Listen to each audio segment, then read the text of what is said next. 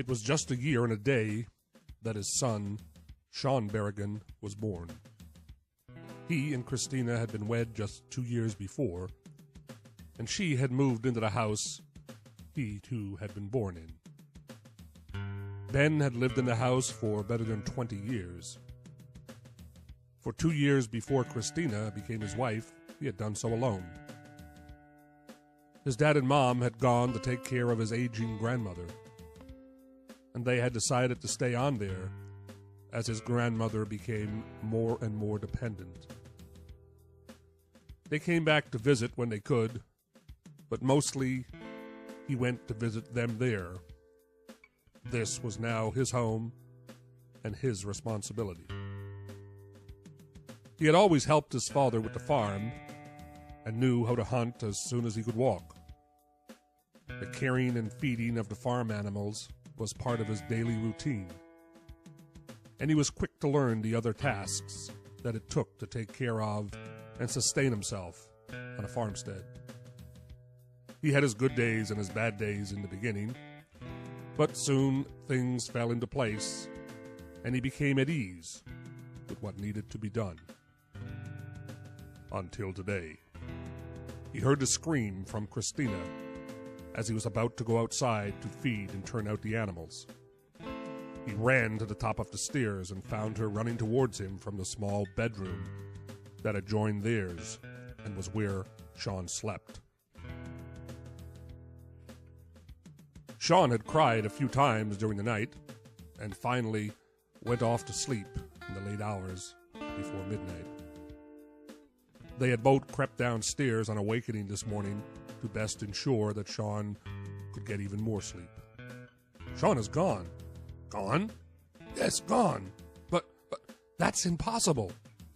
I know, but he is not in his crib. Big sobs were streaming down Christina's face. I thought at first I might have taken him to our bed and forgotten, but he is not there either. How is this possible? It is not possible. Ben looked to the window and with futility into the small closet next to the crib. He was just too small to crawl out of here. Someone had to take him out. No one could have come into the house without our knowing. The window was tightly barred and on the second floor. Anyone coming up the stairs we would have heard. There is not a step that doesn't creak. Christina put her arms around Ben. Where is he? Ben held her in his arms, his mind racing with the impossibility of the situation and his inability to think of what to do next. I will look outside for any signs of anyone being here. You search the house everywhere, no matter how improbable it might seem. He ran down the steps as Christina began her frantic search. He inspected the house all around, looking for signs of any intruder. He was, if anything, well trained as a hunter to find any signs of an individual or animal having entered his house. Not a clue showed itself. This is impossible. It has to be a nightmare that I will awaken from. There is no other possibility. Then, the weight of what had happened fell squarely on his shoulders. His father had told him on every occasion they met since the birth of Sean what had to be done.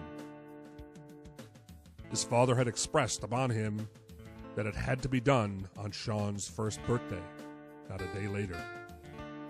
And he had made Ben promise. Ben had meant to keep the promise. But yesterday had been cold and windy with a freezing rain that pelted like rocks against the house. He had talked with Christina, and they had both agreed that taking Sean out in weather like that, at such a tender age, would be tantamount to cruelty. He had promised himself he would do it today. It was too late. But who could have taken him? His father had told him of the ritual. His eyes had widened from the information his father and mother imparted to him. He grew up in this simple community with other people like himself, farmers and hunters, and when the weather allowed, fishers of the immense ocean that they lived next to. But his father had begun telling him as he took on his young man's status that the small world they lived in here was but a haven. The world outside was beginning to blossom in its new dimension, one of magic. His father explained that their family line had a special part to play in what was unfolding, but it must be safeguarded and hidden until such time that it was needed. It was after many of these stories that his father had told him about the need to perform a ritual on each first son that came to the line. It had to be done precisely on the child's first birthday and in a precise manner. Ben had asked many questions, but the only answer his father could give him was that they were entrusted to guard a sacred event that only their line could. It was their duty to remain tucked away in this small community and live simple and comfortable lives. The world outside would grow in its innocent beginnings of magic, the dark and the good. The balance would dictate if and when there was a need for other intervention. Ben had heard all of this many times from his father.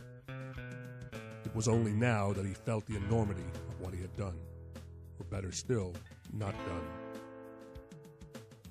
There had to be a way to find his son. There had to be a way to correct his mistake. He finished searching all around the house, the stable, and every nook and cranny within 1,000 feet of the house. He returned as Christina came outside, tears rolling down her face. He took her in his arms again, and he felt the tears on his own face. He explained through the sobs as best he could what he had failed to do. "Let's go to where the ritual was to take place." Christina took his hand and pulled him out the path towards the shore. The waves were still crashing against the rocks as the aftermath of the storm gave the ocean its fury still.